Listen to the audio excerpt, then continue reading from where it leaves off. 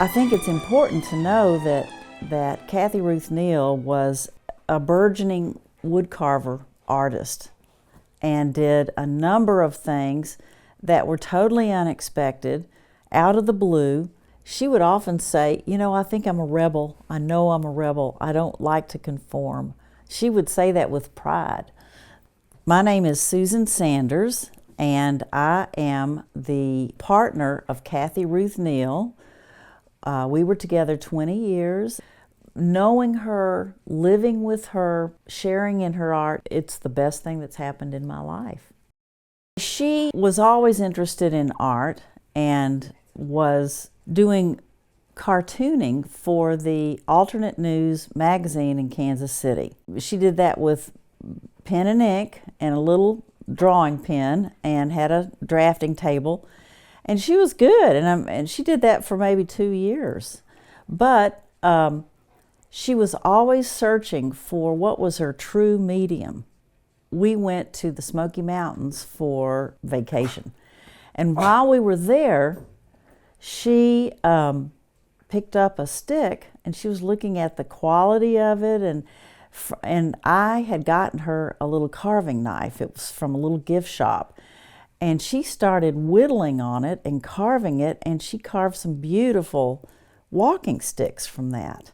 And every year we had to go to the Smokies so she could gather up more wood from the branches that had fallen, because you're not supposed to cut the limbs or anything, and she didn't.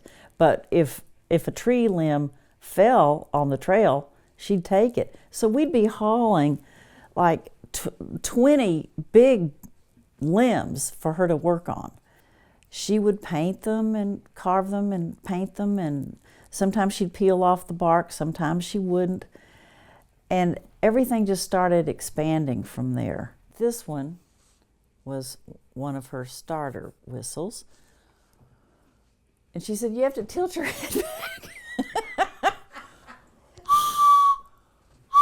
That helps. See, it does. But you have to blow it like this. Sure she wasn't just pulling a gag on you? No.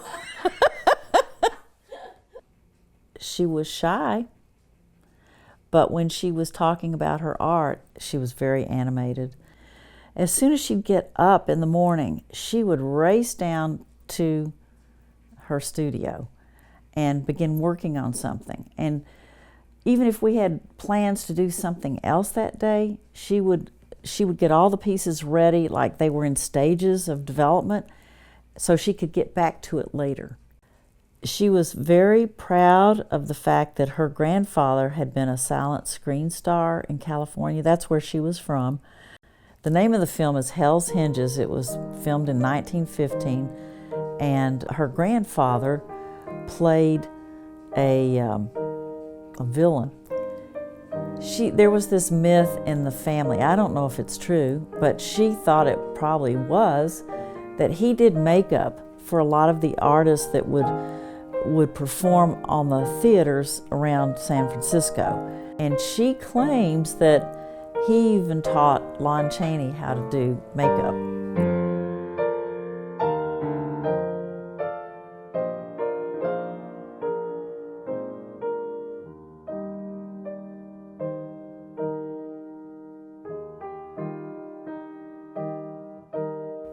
Thinking outside the box. Any minority person has to think outside the box if they're going to live well and figure out how to survive and thrive. And I think that capacity leads you to approach whatever your art, whatever way you're creative. If you can go beyond what the usual course is going to be and think of how to approach a topic in a novel way, there you have it. So, yeah, I think it did influence how she did things, and she had a humorous take on it. There was irony, there was a play on words. The unexpected would show up in her art. Kathy did a whole series of Frida works. In fact, I'll show you, bag of Fridas. And that shows her humor. I mean, look at this. She did this when she was sick, dealing with leukemia, with non-Hodgkin's lymphoma. I mean, my God. Who would think of doing an art piece? I mean, I couldn't imagine, but she did. But this is how she'd incorporate a painting and then carve the heads. Now, she was losing her energy, her stamina, so she couldn't do a lot of carving. So she did the heads and then she painted the bag. If it had been done probably 5 years before that, this whole thing would have been an art piece of carving only. The amazing peak moment is that we walked into a gallery, and the Billy Graham Museum of Religious Art is just so many galleries. She walked in and there was a Rembrandt on one wall. I mean, there were these masters of art all over. And here was Kathy Ruth's piece in a plexiglass case, and it was just awesome. It was just very moving. It was like a validation for her, and I'm glad she got that the year before, she found out in 2008 that she had another form of cancer, and it was leukemia, and 14 weeks later, I was preparing for her burial. So it was really terrible. But during that time, from 1995 until 2008, she was working a lot with her art and did so many pieces. I don't know how many pieces, maybe over 100, 150 pieces.